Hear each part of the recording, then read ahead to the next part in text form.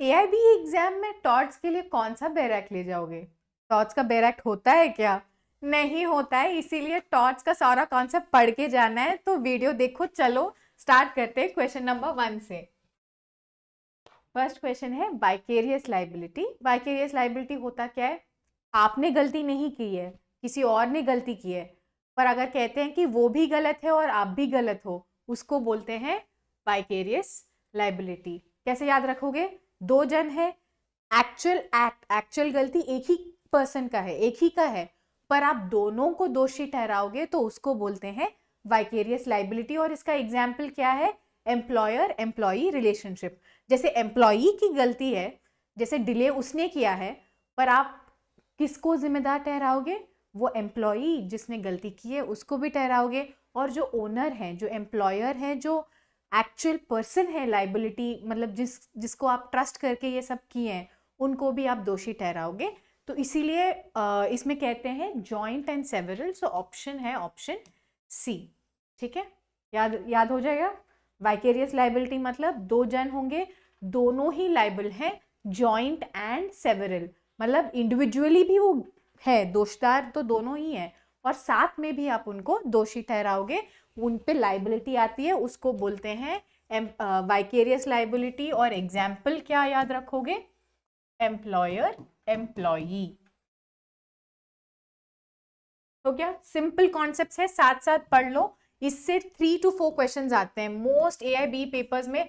4 questions आएंगे, simple है, छोड़ के नहीं आना है, क्योंकि उस दिन ना बैरक नहीं होगा, कुछ नहीं होगा। कॉन्सेप्ट अगर अभी सीखे तो वही एग्जाम में लिखे होगे। ठीक है, चलो नेक्स्ट पूछ रहे हैं टॉर्ट्स में। ठीक है, टॉर्ट्स में डिफेमेशन होती है क्या? हाँ। और डिफेमेशन में इंटेंशन की जरूरत होती है? नहीं। ठीक है, यहाँ पे एक चीज याद कर लो, यहाँ पे ये है option A is the right answer. पर वो क्यों राइट आंसर है वो भी देख लेते हैं। ठीक है, डिफेमेशन क्राइम में भी आता है।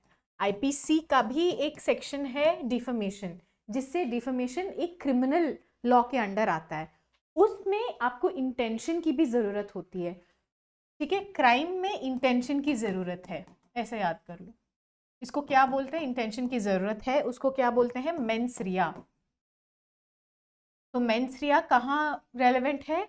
मेंस रिया सिर्फ क्राइम के लिए रेलेवेंट है। जो भी आपका defamation in civil cases, civil cases क्या हो जाता है, उसी को हम बोलते हैं टॉर्ट।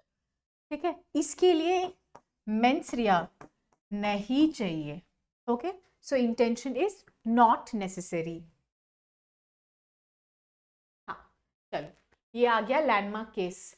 लैंडमार्क केसेस हैं टॉर्ट्स के जो आते हैं एग्जाम में। ठीक है, तो ये पूछ रहे हैं ये कौन सा केस है?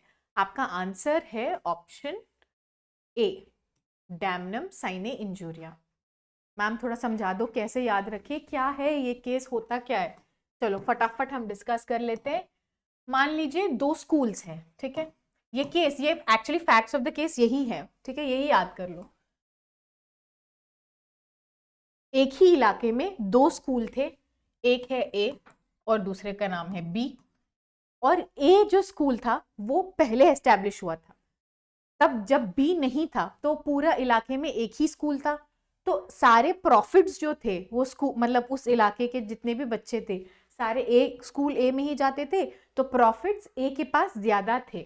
तो पहले ए ज्यादा प्रॉफिट्स बना रहा था, फिर आया स्कूल बी, तो कंपटीशन बढ़ गया, तो इलाके के बच्चे अब स्प्लिट हो गए, एंड ये बगल बगल खुल गए थे। तो जो भी बच्चे थे आधे वहां जा रहे थे, आधे इधर आ गए, तो ए का प्रॉफिट कम हो गया। तो ये केस करता है कि ये बी आ गया तो मुझे नुकसान हुआ, मुझे क्या हुआ? मुझे डैमेज हुआ है, लॉस हुआ है, डैमेज। तो ये टॉर्ट का केस करता है। फिर कोर्ट बताते हैं कि नहीं, आपके पास कोई केस ही नहीं है ना, क्योंकि कोई लीगल राइट आपकी डैमेज नहीं हुई है। आपको डैमेज जो है वो है प्रॉफिट, मतलब प्रॉफिट में नुकसान है, पर आपकी जो लीगल राइट है, ऐसा कोई लीगल राइट आपका इन्फ्रिंज नहीं हुआ है, आपका कोई लीगल राइट को किसी ने कुछ नहीं किया है। बी का भी राइट है कि वो स्कूल खोले, तो उसके स्कूल खोलने से आपको जो डैमेज हुआ है वो एक्चुअल डैमेज नहीं होता है, उसको हम बोलते हैं डैमेज साइने इंजूरिया। आपको कुछ डैमेज तो हुई है पर आपको कोई भी लीगल इंजरी नहीं हुई है, ठीक है। तो ये आपको रटना ही पड़ेगा। इसको क्या से याद करोगे, ये देखो, ये याद रहे या ना रहे कोई बात नहीं, आपको ऑप्शन ही तो आइडेंटिफाई करना है। तो स्कूल केस जो है वो है आपका डैमनम साइने इंजूरिया। कौन सा स्कूल है, ग्रामर स्कूल, ठीक है। हाँ, चलो ये एक और चीज है जो आपको बाय हार्ट करनी है। ये पूछने ऐसे कौन से जूरिस्ट हैं जिन्होंने ये वाला पिजन होल थ्योरी को प्रपोज किया है। इसका क्या नाम याद रखोगे, सैलमन। जो भी टॉट्स होता है ना, टॉट्स में आप कौन सा नाम याद रखोगे, सैलमन, क्योंकि टॉट्स का काफी कुछ जूरिस्प्रूडेंस सैलमन से ही आया है, ठीक है। ये सारे बाकी जूरिस्ट के नाम है। और जूरिस्ट से मुझे याद आया, जूरिस्प्रूडेंस का एमसीक्यू प्लेलिस्ट है, वो भी जाके देखना। हाँ, चलो ये एक और इम्पॉर्टेंट क्वेश्चन है, इसमें मैं आंसर बता देती हूँ पहले ही। ऑप्शन सी रट लो, अभी एक कॉपी लेना, अभी साथ साथ लिखना और बाय हार्ट कर लो। ये स्ट्रिक्ट लाइबिलिटी के लिए कौन सा केस लॉ है, राइलेंड्स वर्सेस फ्लेचर। स्ट्रिक्ट लाइबिलिटी का मतलब होता है कि अगर आप अपने जो लैंड है ना आपके पास, उससे कुछ भी आप अननेचुरल यूज करते हैं, मतलब जैसे फॉर एग्जाम्पल आप हर कोई जैसे गार्डन, आपने अपने घर में गार्डन बनाया, ठीक है, फाउंटेन लगा, ये सब नेचुरल यूज है। पर अगर आप पेट्स को ले आते हो, वो भी वाइल्ड पेट्स, स्नेक्स को ले आए, टाइगर को ले आए, या फिर आप इतना बड़ा होल, जैसे मान लीजिए एक वेरी डीप होल आप डिग करके छोड़ देते हो, उसको कवर नहीं करते हो, कोई साइन भी नहीं लगाए, और लोग आके वहां पे गिर जाते हैं, तो हाँ लैंड तो आपका है, पर ये नेचुरल यूज थोड़ी ना है कि आप इतना बड़ा लॉन्ग बिग डीप ये सब ऐसे होल्स बना दो, कुछ वाइल्ड एनिमल्स को ले आओ, या फिर आप कुछ जैसे मान लीजिए आपका होम एरिया है और उसमें आप केमिकल्स लाते हो, और वो केमिकल से पॉइजनस गैसेस हो रहे हैं, पॉइजनस फ्यूम्स, नाले में पॉइजन का वेस्ट जा रहा है जिससे पूरी सोसाइटी को हार्म हो रही है, ये सब चीज़ों को हम बोलते हैं अननेचुरल यूज, ठीक है। क्या याद रखोगे, राइलेंड्स वर्सेस फ्लेचर, ये केस में किसकी बात होती है, अननेचुरल यूज ऑफ लैंड। अगर आप ऐसे अननेचुरल यूज ऑफ लैंड कर रहे हो जिससे और लोगों को डेंजर है, जो भी आपके इर्द गिर्द के प्रॉपर्टीज हैं, जहाँ वहाँ उनके घर है, लैंड है, उनका प्लांट्स है, इन सबको कोई भी नुकसान हो रहा है, तो आप पे जिम्मेदारी जो होती है वो बढ़ जाती है, उसको हम बोलते हैं स्ट्रिक्ट लाइबिलिटी। तो अगर आप ऐसा अननेचुरल यूज, फिर से रिपीट कर रही हूँ, अननेचुरल यूज ऑफ लैंड कर रहे हैं, तो आप पे क्या हो जाता है, जो जिम्मेदारी है, जो लाइबिलिटी रेस्पॉन्सिबिलिटी होती है वो बढ़ जाती है। एंड अगर उन चीज़ों से और लोगों को कोई भी नुकसान होता है तो आप पे आ जाती है स्ट्रिक्ट लाइबिलिटी, ठीक है। और ये कौन सा केस है, राइलेंस वर्सेस फ्लेचर, बहुत ही इंपॉर्टेंट केस है। चलिए नेक्स्ट क्वेश्चन है लीगल मैक्सिम का। ये पूछ रहे इसका मतलब क्या है, रेस इप्सा लॉक्यूटर। देखिए, मैं देखो सच तो सबको पता है, आपका जो मार्क्स कार्ड आता है ना, स्कोर कार्ड या मार्क्स का स्कोर शीट, या जो रैंक आती है फाइनल, उससे आप पता कर सकते हो किसी का देख के उन्होंने कितना पढ़ाई की होगी, है कि नहीं। तो इसका मतलब भी ये वही होता है, मतलब अगर आप कुछ बोलते भी नहीं हो, अगर वो एक्ट आप देखते हो, तो वो चीज से ही आपको पता चल जाता है कि आदमी नेग्लिजेंट था या आदमी नेग्लिजेंट नहीं था। जैसे मान लीजिए ऐसे एम्प्टी सड़क है और एम्प्टी सड़क पे भी आप जाके एक्सीडेंट कर देते हो, तो वो सिचुएशन से ही आपको समझ में आ जाता है, शायद वो बंदा ड्रंक एंड ड्राइव कर रहा हो, या फिर वो नेग्लिजेंट था, या फिर वो बहुत ही स्पीड से चला रहा था क्योंकि खाली रोड था। तो ये सब चीज़ें जब आपको वो एक्ट, मतलब मैंने आपको ज़्यादा कुछ बताया नहीं, मैंने बस बताया कि आपका पेपर बहुत आसान था और फिर भी आपको 2 ही नंबर आए 100 में से, तो समझ ही जाओगे कि आपने पढ़ाई नहीं की है। तो अगर ऐसे सिचुएशन से आपको समझ में आ रहा है कि वो बंदे का इंटेंशन क्या था, वो नेग्लिजेंट था या नहीं था, उसको हम बोलते हैं रेस इप्सा लॉक्यूटर। इसका इंग्लिश मतलब होता है the thing speaks for itself. मुझे कुछ समझाना नहीं पड़ता है, जस्ट द फैक्ट, मैंने बस आपको फैक्ट्स बताए, उस फैक्ट से आप खुद समझ गए कि वो चीज क्या थी, उसको हम बोलते हैं रेस इप्सा लॉक्यूटर, ठीक है। अभी याद कर लो ये बात, ये कहाँ आप पढ़ते हो, ये पढ़ते हो नेग्लिजेंस में, ठीक है, नेग्लिजेंस वहां पे आता है। Okay, negligence is a tort. ये एक और इम्पॉर्टेंट क्वेश्चन है, इसमें डिस्कस कर रहे हैं रूल ऑफ लास्ट अपॉर्चुनिटी और आंसर है आपका ऑप्शन ए। ये भी एक लैंडमार्क केस है, डेविस वर्सेस मैन। देखिए ये थोड़ा कॉन्सेप्चुअल है, तो इसलिए मेरे साथ एक बार ध्यान लगा के अभी पढ़ लो। जैसे मान लीजिए एक एग्जाम्पल ले लेते हैं, एक सड़क है फिर से, ठीक है, एक बंदा ए अपना गाड़ी चला रहा है, कार, एंड बी एक पेडेस्ट्रियन है जिसको क्रॉस करना है रोड, ठीक है, और आपका जीब्रा लाइन यहां रहे, ठीक है, ये है सिचुएशन, समझ में आ गया, फैक्ट्स ये हैं। अब देखो अब जैसे मान लीजिए रोड पे चल रहे, तो ए को भी और बी को भी दोनों को ध्यान तो रखना है, that is the basic rule, सबको ध्यान तो रखना है, उसको हम बोलते हैं कि कोई भी नेग्लिजेंट नहीं हो सकता। पर मान लो ए की थोड़ी गलती तो थी, मान लेते ए की गलती तो थी, थोड़ा बहुत डैमेज तो हुआ, एक्सीडेंट हुआ, तो अब कोर्ट देखेगी कि क्या बी की भी गलती थी क्या। वैसे तो दोनों को ध्यान रखना चाहिए था, नहीं रखे, एक्सीडेंट हो गई, तो कोर्ट देखेगी क्या बी जो पेडेस्ट्रियन था उनकी भी गलती थी, जो सड़क पार कर रहे थे गलती थी, हाँ, क्योंकि कहाँ सड़क पार करनी थी, यहाँ उनको जीब्रा क्रॉसिंग पे सड़क पार करनी थी, तो बी की भी थोड़ी गलती थी, तो उसको हम क्या बोलते हैं, कॉन्ट्रीब्यूटरी नेग्लिजेंस। बहुत ही इंपॉर्टेंट कॉन्सेप्ट है, ध्यान रखना। बी को क्या बोलेंगे, कॉन्ट्रीब्यूटरी नेग्लिजेंस, क्योंकि उनकी भी गलती थी, बी को यहाँ पार करना ही नहीं चाहिए था, बी को यहाँ पार करना चाहिए था।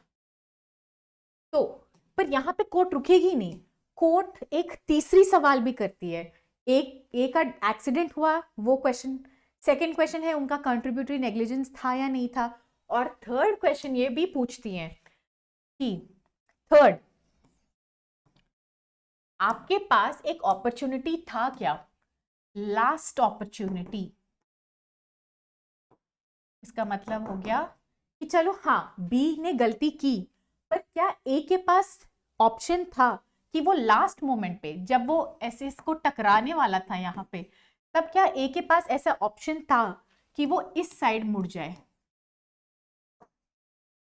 ठीक है, क्या ऐसा ऑप्शन था कि वो बी को एट द लास्ट मोमेंट, मतलब टकराने ही वाले थे, पर वो लास्ट मोमेंट पे क्या ए के पास ऑप्शन था कि वो गाड़ी को मोड़ ले कि नहीं।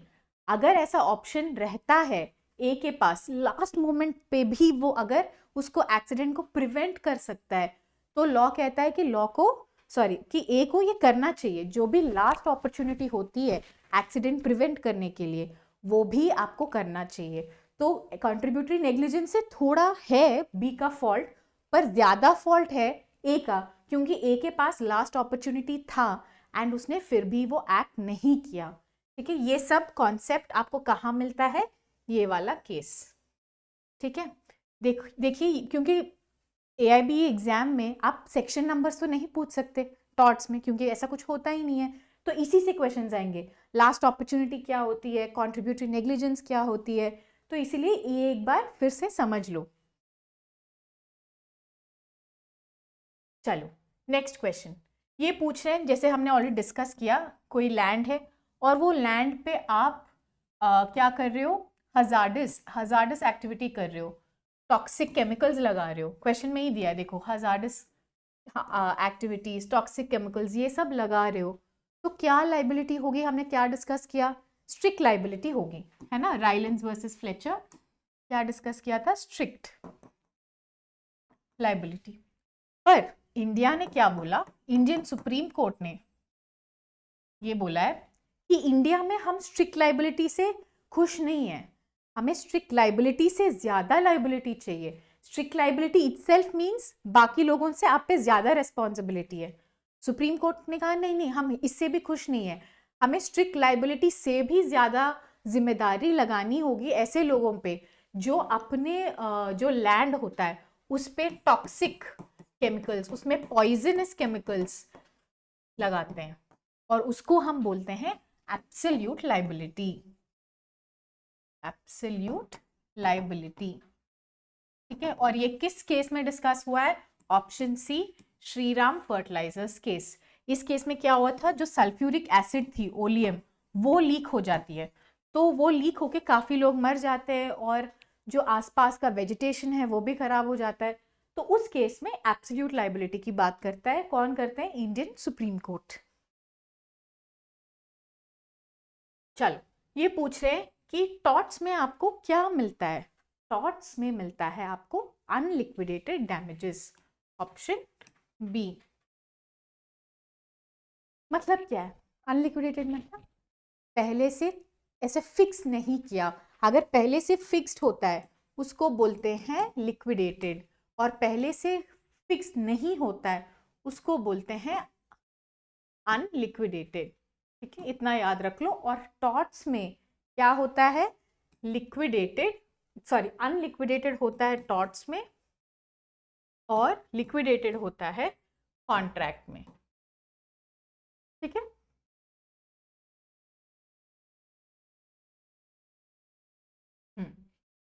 ये पूछ रहे हैं ये स्टेटमेंट किसने दिया है, यहाँ पे भी आपका आंसर हो जाएगा टैल। ठीक है, जैसे मैंने बोला ज़्यादा मत सोचो, जो AIBE के लिए ये जो आप वीडियो देख रहे हो और टॉर्ट्स पढ़ रहे हो, याद रख लो जो भी आएगा, अगर नहीं पता ना किसने बोला है सैलमन लगा के आ जाओ, 99% चांस है कि आपका आंसर सही होगा। चलो एक और क्वेश्चन डिस्कस करते हैं, लैंडमार्क। ये हो गया एशबी वर्सेस वाइट, एंड ये जो हमने ग्रामर स्कूल डिस्कस किया ना उसका उल्टा है, तो वहां पे हमने क्या लगाया, डैमनम साइने इंजूरिया लगाया, ये उसका उल्टा है, ये है इंजूरिया साइने डैमनम। ठीक है, ये दो आपको रटने आएंगे, बहुत ही इंपॉर्टेंट है, आ सकते हैं। ठीक है, इसमें क्या होता है, चलो वो भी बता देती हूँ। इसमें एक आदमी होता है, उसको जाना था वोट करने के लिए, ठीक है, पर लोग उसको रोक देते हैं, कौन, पुलिस, कोई पुलिस आता है एंड पुलिस ने उसको रोक लिया वोट करने से। ठीक है, तो चलो वोटिंग डे खत्म हो गया, फिर वो घर चला जाता है, फिर इलेक्शन रिजल्ट्स आते हैं, जिस बंदे को ये वोट देने वाला था ना वही जीतता है। जीतता तो वही बंदा है जिसको, मतलब जिसको ये जिताना चाहता है वही बंदा जीतता है। पर फिर भी लॉ कहती है कि आपको डैमेज तो नहीं हुआ, क्योंकि अगर आप वोट डालते तो भी आप इसी पर्सन को जितवाते, पर आपका जो लीगल राइट था, राइट टू वोट, आपका लीगल राइट को डैमेज हुआ है, क्योंकि आपके पास एज ए सिटीजन राइट था टू गो एंड वोट, पर आपको ये पुलिस ने मतलब गलती से रोका है, तो आपका लीगल राइट इंजरी हुआ है, जबकि आपको रियलिटी में कोई डैमेज तो नहीं हुआ है। तो उसको हम बोलते हैं इंजूरिया साइने डैमनम, लीगल इंजरी हुआ है विदाउट एक्चुअल डैमेज, इसका मतलब ये है। ओके, हाँ चलो ये तो हमने ऑलरेडी डिस्कस कर लिया। टॉर्ट्स में क्या पनिशमेंट होता है, हमेशा अनलिक्विडेटेड डैमेजेस ही होते हैं, कोई फाइन या इम्प्रिजनमेंट नहीं होता है। फाइन्स एंड इम्प्रिजनमेंट आपको क्रिमिनल लॉ में ही होता है, ठीक है, पर टॉर्ट में आपको सिर्फ अनलिक्विडेटेड डैमेजेस पे करने हैं। हाँ, ये पूछ रहे हैं कि ऐसी कौन सी चीजें हैं जो हम क्राइम भी मानते हैं और टॉर्ट भी मानते हैं, और यहाँ पे ऑप्शन है ऑप्शन सी। क्यों, जो डिफेमेशन होता है उसको हम अंडर आईपीसी भी पढ़ते हैं, टॉर्ट में भी पढ़ते हैं, नेग्लिजेंस में भी आईपीसी का एस्पेक्ट होता है, और टॉर्ट, पब्लिक न्यूसेंस ये भी आप आईपीसी में पढ़ते हो, टॉर्ट में भी पढ़ते हो, पर जो कल्पेबल होमिसाइड है ये टॉर्ट में ही होता है, ये ओनली क्राइम है, क्रिमिनल लॉ में ही ये पढ़ते हैं। ठीक है, ये हो गए हमारे some important MCQs for tort. Tort बहुत इजी टॉपिक है, तो इसलिए AIBE एग्जाम में छोड़ के नहीं आना है। ठीक है, ये अगर चाहिए तो एक और बार ये वीडियो देख लो और जस्ट फिनिश इट, एंड आपको 3 to 4 मार्क्स इजी से आ जाएंगे।